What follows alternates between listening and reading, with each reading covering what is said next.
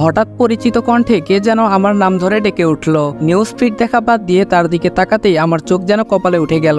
আজ 1 মাস পর আরোহীর সঙ্গে কলেজে এভাবে দেখা হবে সেটা কখনো আশা করিনি। নিশ্চয়ই এই কলেজে পড়ে। ধুর, ও পড়লেই কি না পড়লেই কি, ওর সঙ্গে না কথা বলাই ভালো। এসব ভেবে চলে আসতে যাব এমন সময় আরোহী আমার সামনে এসে বলতে লাগলো, কেমন আছেন? আরোহীর কথাতে কোনো রেসপন্স না করে চলে আসতে যাব, তখনই আরোহী আমার পথ আটকিয়ে বলে উঠল, সেদিন আপনার চলে যাওয়ার কথা শুনে কেন জানি নিজের চোখের জল আটকাতে পারিনি। নিজেকে অনেক অপরাধী মনে হয়েছে। আমার জন্মদিনে আপনার সঙ্গে মিসবিহেভ না করলে হয়তো আমার বাসায় এভাবে ছেড়ে নিশ্চয় আসতেন না। আমি বললাম, আমাকে তাড়ানোর জন্যই তো উঠে পড়ে লেগেছিলেন, এখন আপনাদের বাসা ছেড়ে চলে আসছি, এতে তো খারাপ লাগার কোনো কথা না। আরোহী বলল, আমার একটা ভুল ধারণার জন্য আপনার সঙ্গে মিসবিহেভ করেছি, সেই ভুলটি এখন বুঝতে পারছি। আমি নিশ্চুপ। আরোহী বলল, আপনি চাইলে আবার আমাদের বাসায় থাকতে পারেন, আমার কোনো সমস্যা নেই। এবার কথা দিচ্ছি আপনার সঙ্গে আর কোনো মিসবিহেভ করব না। আমি বললাম, আপনি পারেনও বটে। আপনার কি মনে হয় এই মিষ্টি মাখা কথা বললেই আমি আপনার ওখানে যাব?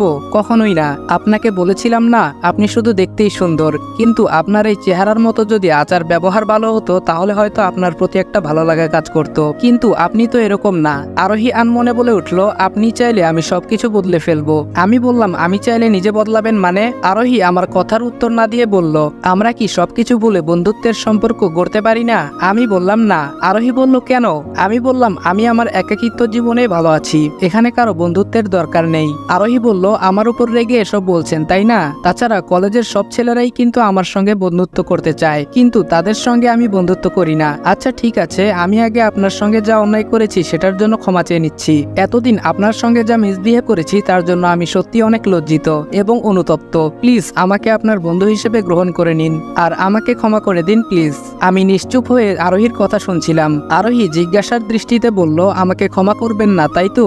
অনেকের কাছেই শুনেছি ক্ষমা করে দেওয়াটা হচ্ছে একটা মহৎ কাজ, আপনি কি এই মহৎ কাজটি করবেন না? আমি আরোহীকে যত দেখছি ততই অবাক হচ্ছি। এই মেয়ে তো দেখছি এক এক সময় এক এক রূপ ধারণ করে। আগে যখন তাদের বাসায় থাকতাম তখন তো অকারণে মিসবিহেভ করতো, আর এখন এসব মিষ্টি মাখা কথা বলে আমাকে কেন জানি নিমিষেই গলিয়ে ফেলছে। আনমনে এসব ভাবতেই আরোহী বলে উঠল, আমাকে কি মাফ করা যায় না? আমি নিশ্চুপ। আরোহী বলল, কি হলো বলেন? আমি বললাম, আচ্ছা ঠিক আছে, ভেবে দেখবো। এই বলেই বাসায় চলে আসলাম। বাসায় এসে শুধু আরোহীর কথা বারবার মাথায় ঘুরপাক খাচ্ছে। আগে তো আমাকে সহ্যই করতে পারতো না, আর এখন তাদের বাসা ছেড়ে চলে আসাতে এতেই তিতাকে মিষ্টি লাগতে শুরু করেছে দেখছি। রাতে সব চিন্তা ভাবনা করে কখন যে ঘুমিয়ে পড়েছি খেয়াল নেই। মাঝরাতে স্বপ্নের ঘরে দেখলাম কাকিমাকে সাদা কাফনে জড়িয়ে খাটে করে কই যেন নিয়ে যাচ্ছে। আমি পেছন দিক থেকে তাদেরকে কান্নায় ভেঙে পড়ে বারবার ডাকতেছি, আমার কাকিমাকে তোমরা কোথায় নিয়ে যাচ্ছ? আমি থাকতে কাকিমাকে কোথাও নিয়ে যেতে দিব না। কেউ আমার কথা কানেই নিচ্ছে না। উপায় না পেয়ে জোরে কাকিমা বলে চিৎকার মেরে বলতেই ঘুম ভেঙে গেল আমার। রুমমেট জয় পাশে এসে বলতে লাগলো, ভাই আপনি ঘুমের মাঝে হঠাৎ কাকিমা বলে চিৎকার দিলেন, নিশ্চয়ই কোনো দুঃস্বপ্ন দেখেছেন। আমি বললাম, ভাই পানি হবে একটু? বলা মাত্রই জয় সামনে এক গ্লাস পানি এনে দিল। তারপর পানিটুকু খেয়ে জয়কে বললাম, হ্যাঁ ভাই, অনেক বড় একটা দুঃস্বপ্ন দেখেছি। আসলে এই পৃথিবীতে আমার আপনজন বলতে কাকা কাকিমা, তারাই আমাকে আদর যত্নে বড় করেছেন। আজ প্রায় 1 বছর হয়ে গেল তাদের সঙ্গে আমার কোনো যোগাযোগ নেই। জয় বলল, তাদেরকে ছেড়ে ঢাকা শহরে পড়ে আছেন কেন? আমি বললাম, সে এক লম্বা কাহিনী। জয় কৌতূহলবশত জিজ্ঞেস করে বলে উঠল, বলেন না ভাই, কি কাহিনী? আমি বললাম, এখন না ভাই, আরেকদিন সময় নিয়ে বলবো নে। জয় বলল, আচ্ছা ঠিক আছে, আমি অবশ্যই আপনার গল্পটা শুনবো। এখন আপনার ঘুমের প্রয়োজন, ঘুমিয়ে পড়েন। আমি বললাম, হ্যালো বন্ধুরা, আপনি কি? বাকি রাতটুকুতে ঘুমাতে আর পারলাম না। ফজরের আজান শুনে বিছানা থেকে উঠে অজু করে মসজিদে নামাজ পড়তে গেলাম। কতদিন আগে যে নামাজ পড়তে গিয়েছিলাম তা ঠিক এখন মনে নেই। নামাজ শেষে বাসায় আসলাম। বাসায় এসে কেন জানি মনে হলো কাকিমার সঙ্গে কথা বলা দরকার। পুরাতন সিমটা ওপেন করে ফেললাম। এর আগেও অনেকবারই ওপেন করেছি, কিন্তু তাদের ওখানে ফোন দেওয়ার ইচ্ছা হয়নি, কিন্তু আজকে দিতে হচ্ছে। তানিশার কাছে ফোন দিলাম। 2-1 বার রিং হবার পর তানিশা ফোনটা রিসিভ করেই বলল, হ্যালো, কে বলছেন? আমি বললাম, কাকিমার কাছে ফোনটা দেন। আমার কণ্ঠ শুনেই তানিশা বলল, ভাই তুই কেমন আছিস? কতদিন ধরে তোর ফোন নাম্বারে কল দিয়েছি, তার কোনো হিসাব নেই, কিন্তু প্রতিবারেই ফোন বন্ধ দেখায়। ফোনটা কেন বন্ধ করে রেখেছিস বলতো? তানিশা একসঙ্গে কথাগুলো বলে উঠল। তানিশার কথার উত্তরে বললাম, আপনার সঙ্গে কথা বলার কোনো ইচ্ছা আমার নেই। এখন যদি কাকিমার কাছে ফোনটা না দেন তো কথা বাড়িয়ে লাভ নেই, ফোন রাখছি আমি। তানিশা কিছুটা মন খারাপ করে বলল, মাকে ফোন দিচ্ছি, তবুও তুই ফোনটা রাখিস না। কাকিমার হাতে ফোনটা দেওয়ার পর কাকিমা কান্না করে বলে উঠল, বাবা কেমন আছিস? আমি বললাম, আলহামদুলিল্লাহ ভালো, তোমরা কেমন আছো? কাকিমা বলল, তুই কি আমাদের ভালো রেখেছিস? আমি চুপ করে থাকলাম। কাকিমা বলল, বাবা অনেকদিন তো বাইরে থাকলি, এবার অন্তত চলে আয়। তোকে ছাড়া বাড়িটা কেমন শূন্যতায় ভরে গেছে। আমি নিশ্চুপ। কাকিমা বললেন, তোকে খুঁজতে তোর কাকাই ঢাকা পর্যন্ত খুঁজে আসছে, কিন্তু তোর সন্ধানও পাইনি। কোথায় আছিস, কি করছিস, কিছুই জানতে পারিনি। বাবা, আমাকে বল তুই কোথায় আছিস। আমি বললাম, সরি কাকিমা, সম্ভব না। ছোট থেকেই তোমাদেরকে অনেক বিরক্ত করে আসছি, তাই এখন ভাবছি বাকি জীবনে একাকিত্বেই কাটিয়ে দিব। তাছাড়া আমার তো কোনো অধিকার নেই তোমাদের ওখানে থাকার। হাজার হোক, আমি তো তোমাদের রক্তের কেউ না। আমার কথাটা শোনা মাত্রই কাকিমা কান্নায় ভেঙে পড়ে বলল, তোকে ছোট থেকে বড় করেছি এসব শোনার জন্য? আমি জানি তোর একটু জিদ বেশি, এর জন্য কি আমাদের ছেড়ে সারা জীবন কাটিয়ে দিতে পারবি? তুই হয়তো আমাদেরকে ছাড়া ভালো আছিস, কিন্তু আমরা তোকে ছাড়া ভালো নেই, সেটা কি বুঝিস না? এবারও আমি নিশ্চুপ। কাকিমা বললেন, বাবা তুই আর জিদ করে বাহিরে থাকিস না, তোকে ছাড়া সত্যি আমরা ভালো নেই। এভাবেই কাকিমার সঙ্গে ফোনে কথা বললাম। পরিশেষে বললাম, কাকিমা ভালো থেকো আর নিজের যত্ন নিও, রাখছি আমি। এইটুকু বলতেই কাকিমা বলল, তানিশা তোর সঙ্গে কথা বলতে চাচ্ছে, ওর সঙ্গে কথা বল। এই বলেই তানিশার হাতে ফোনটা দিল। তানিশা হ্যালো বলা মাত্রই ওপাশ থেকে আমি ফোনটা কেটে দিলাম। তানিশা মন খারাপ করে তার মাকে বলতে লাগলো, মা ও আমার সঙ্গে কথা না বলেই ফোনটা কেটে দিল।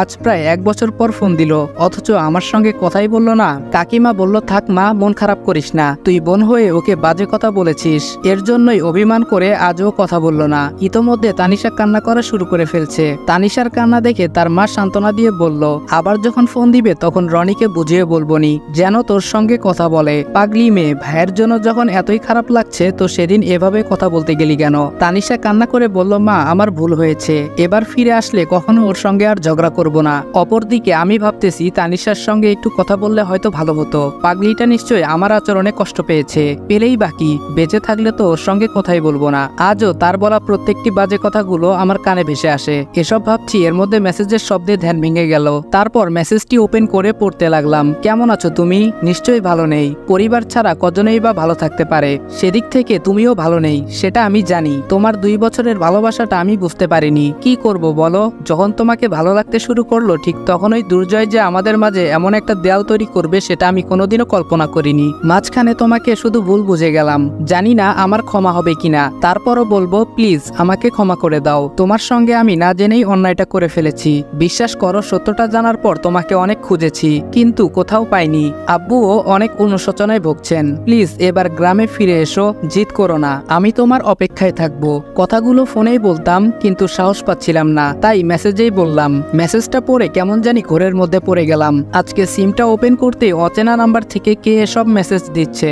হৃদিতা নয়তো? কৌতূহলবশত সেই নাম্বারে কল দিলাম। ফোনটা রিসিভ করে ওপাশ থেকে যখন হ্যালো শব্দটি আসলো তখন বুঝতে আর বাকি রইল না কে এটা। তারপর কথা না বলে দ্রুত লাইনটা কেটে দিলাম। এরপর ওপাশ থেকে অবিরাম কল আসতেই লাগলো। এক পর্যায়ে সিমটাই অফ করে রেখে দিলাম। এখন হয়তো হৃদিতার সামনে সত্যটা প্রকাশ হয়েছে, এর জন্য আমাকে খুঁজতেছে তার ভুলের ক্ষমা চাওয়ার জন্য, কিন্তু আমি তো তাকে ক্ষমা করব না। গ্রামবাসীর সামনে আমাকে অনেক অপমান অপদস্থ করেছে, সেটা এত দ্রুত কিভাবে ভুলি? একটা সময় হৃদিতাকে অনেক ভালোবাসতাম, ওকে নিয়ে অনেক স্বপ্নও ছিল, কিন্তু বর্তমানে হৃদিতার প্রতি একটুও অনুভূতি জেগে নেই। সবগুলোকে মেরে ফেলেছি। যে কিনা অল্পতেই ভুল বুঝে, সত্য মিথ্যা বাছাই না করে ভুল বুঝে, তারা শতবার ক্ষমা চাইলেও আমার কাছ থেকে কখনো ক্ষমা পাবে না। সত্যটা জানার পর হয়তো হৃদিতা আমাকে পাগলের মতো খুঁজছে। আফসোস, আমাকে পায়নি। আজ সত্যিই তাদের কর্মকাণ্ড দেখে অনেক খারাপ লাগছে। যাই হোক, হৃদিতা আমাকে যত যাই করুক না কেন তাকে কখনো ক্ষমা করব না। আর ভালোবাসার কথা জানতে চাচ্ছেন তো, সেটা সেদিনই শেষ। এখন নতুন করে হৃদিতার প্রতি কোনো অনুভূতি জন্ম নেয়নি, আর নিবেও না। এইভাবেই দিনকাল কাটতে লাগলো। কিন্তু কদিন ধরে লক্ষ্য করছি আরোহী আমার সঙ্গে বন্ধুত্বের সম্পর্ক গড়বে দেখে উঠে পড়ে লেগেছে।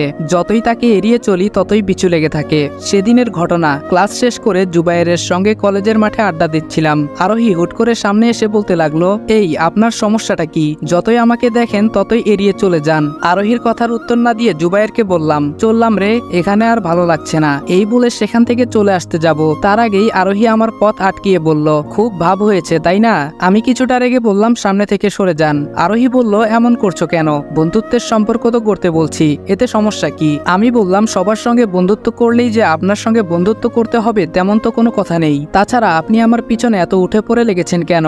আমি কি কোনো সেলিব্রিটি পারসন যে আমার সঙ্গে বন্ধুত্ব করতেই হবে? আরোহী বলল, আপনি তাহলে আমার সঙ্গে বন্ধুত্ব করবেন না? আমি বললাম, না। আরোহী বলল, আপনি যদি রাজি না হন তাহলে কিন্তু লোকজনের হাতে গণপিটুনি খাওয়াবো। আমি কিছুটা হেসে বললাম, কেমনে? আরোহী বলল, দাঁড়ান দেখাচ্ছি। আরোহী চিৎকার মেরে বলতে লাগলো, কে কোথায় আছো? আমাকে এই বখাটের ছেলের হাত থেকে বাঁচাও। এই রে, সেরেছে। আরোহী যেভাবে লোকজন ডাকতে লেগেছে, আমার তো হাড্ডি সব মার খাইয়ে এক করে ফেলবে। না, একটা ব্যবস্থা করতে হবে। আরোহী বলল, কে কোথায় আছো? আমাকে এই বখাটের হাত থেকে রক্ষা করো। আমি বললাম, প্লিজ থামুন, নয়তো লোকজন এসে গেলে মহাবিপদে পড়ে যাব। আরোহী আরো ফাজলামো করে বলতে লাগলো, রাজি না হলে বলতেই থাকবো, কেউ কোথায় আছো, জলদি এখানে আসো প্লিজ। আমি কিছুটা রেগে বললাম, থামতে বলছি কিন্তু। আরোহী বলল, না থামবো না, কে কোথায় আছো? কথাটা বলতেই ঠাস করে আরোহীর গালে থাপ্পড় মেরে দিলাম। আরোহী আমার দিকে এক পলক তাকিয়ে ছোট বাচ্চাদের মতো কান্না করে বলল, আপনি আমাকে থাপ্পড় মারলেন? আমি বললাম, সরি, আমি আসলে বুঝতে পারি নাই থাপ্পড়টা একটু জোরে লাগবে। আরোহী যেভাবে ছোট বাচ্চাদের মতো কান্না করছে, একে কিভাবে চুপ করাবো? আরোহী কান্না করে বলল, আমি থানায় গিয়ে আপনার নামে মামলা করব, আপনি আমাকে থাপ্পড় মেরেছেন। আমি কিছুটা ভয় পেয়ে বললাম, প্লিজ এসব মামলা টামলা কইরেন না, দরকার পড়লে আপনি আমাকেও থাপ্পড় মারতে পারেন। আরোহী বলল, আপনি আমাকে থাপ্পড় মেরেছেন, আপনাকে তো আমি জেলের ভাত খাইয়ে ছাড়বো। আমি বললাম, কি মুশকিল, আপনিই তো আমাকে রাগিয়ে দিলেন, নয়তো কি আর আপনাকে থাপ্পড়টা মারতাম? আরোহী বলল, আমি এখনই থানায় যাচ্ছি। আরোহী অভিনয় করে এসব বলাতে আমি একদম চুপসে গেছি। আরোহী আমার এই অবস্থার ভালোই মজা নিচ্ছে। আমি বললাম, এই দাঁড়ান দাঁড়ান, কোথায় যাচ্ছেন? আরোহী কিছুটা ভাব দেখিয়ে বলল, কেন থানায়? আমি কিছুটা অনুরোধের সুরে বললাম, ইয়ে মানে এসব নিজেদের ফ্রেন্ডলি দুষ্ট মিষ্টি চড়থাপ্পড়ের জন্য কি থানায় যেতে হবে? দরকার পড়লে আপনিও আমাকে মারতে পারেন, তবুও এসব থানা পুলিশে যায়েন না। এইদিকে আরোহী এসব কাণ্ড দেখে নিজের হাসি চেপে রাখতে পারছে না, তবুও নিজের হাসি চেপে রেখে বলছে, আমি আপনার কোনো কথাই শুনছি না, জেলের ভাত যখন পেটে পড়বে তখন বুঝতে পারবেন। তাছাড়া পুলিশ মামু তো পিটুনি দেওয়ার জন্য আছেই, তখন বুঝবেন থাপ্পড় মারার কেমন শাস্তি। আমি বললাম, আমরা তো একই কলেজে পড়ি, সেই হিসাব অনুযায়ী আমরা ফ্রেন্ড, না হয় একটু ভুল করেই ফেলেছি, তাই বলে থানায় যাবেন? আচ্ছা ঠিক আছে, চলুন, আমি আপনার সঙ্গে থানাতেই যাব, চাপে পড়লে যা হয় আর কি। আরোহী বলল, হ্যাঁ তাই চলুন। আরোহী এই বলে আমার হাতটি ধরে ফেললো। আমি বললাম, আপনি আমার হাত ধরলেন কেন? আরোহী বলল, থানায় যাবার আগেই যদি পালিয়ে যান। আমি বললাম, আচ্ছা ঠিক আছে চলেন। তারপর আরোহীর সঙ্গে তালে তাল মিলিয়ে যেতে লাগলাম। আরোহী তো সত্যি সত্যি আমাকে থানায় নিয়ে যাচ্ছে, না একটা ব্যবস্থা করতে হবে। আমি বললাম, ইয়ে মানে আমরা কি সত্যি থানায় যাচ্ছি? আরোহী নিজের মধ্যে হাসি চেপে রেখে বলল, হ্যাঁ অবশ্যই। আমি বললাম, মানে আজকে না গেলে হয় না? আরোহী বলল, ও আচ্ছা, আপনি তাহলে আজকে যাবেন না, কালকে যাবেন? আমি বললাম, হ্যাঁ কালকেই যাব, এবার আমি আসি, তড়িঘড়ি করে চলে আসতে যাব। সামনে 2 পা ফেলতে আরোহী ফিক করে হেসে উঠল। এই মুহূর্তে আরোহী তো হাসার কথা না, তাহলে হাসছে কেন? বিষয়টি জানতে পেছন দিকে তাকাতেই আমি যেন বেকুব বনে গেলাম। এই মেয়ে তো দেখছি হাসতে হাসতে গড়াগড়ি খাচ্ছে। আমি বললাম, এই আপনি হাসতেছেন কেন? আরোহী হেসে বলল, আপনি এত বোকা কেন? আমি বললাম, আমি আবার কি করলাম? আরোহী বলল, থানার কথা শুনে আপনি তো রীতিমতো ভালোই ভয় পেয়েছেন। আমি বললাম, ইয়ে মানে কই ভয় পাচ্ছি?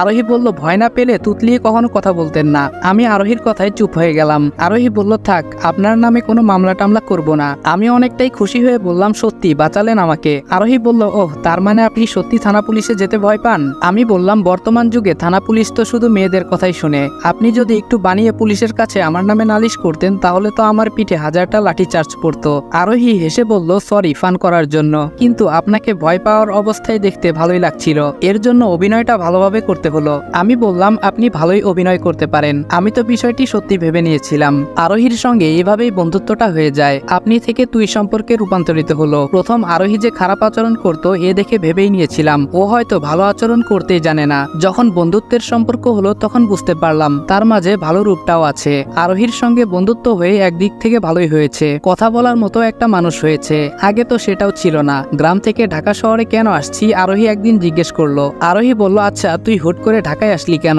আমি বললাম, এতদিনে এটা জিজ্ঞেস করছিস? আরোহী বলল, হ্যাঁ, এখন বল কেন ঢাকায় এসেছিস? আমি বললাম, শুন তাহলে, আজ থেকে 1 বছর আগের ঘটনা, শুরু থেকে সবটা আরোহীকে বলে ফেললাম। সবটা শোনার পর আরোহী বলল, তোর জীবনে এত বড় একটা গল্প লুকিয়ে আছে, কখনো তো আমাকে এই কথাগুলো বলিসনি।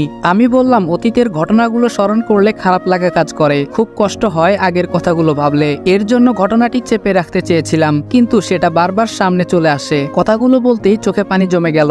আরোহী এই দেখে বলল, সরি, অতীতের কথাগুলো জানতে চেয়ে তোর কষ্টটা বাড়িয়ে দিলাম। আমি বললাম, সমস্যা নাই। আরোহী বলল, আচ্ছা চল রেস্টুরেন্ট থেকে কিছু খেয়ে আসি।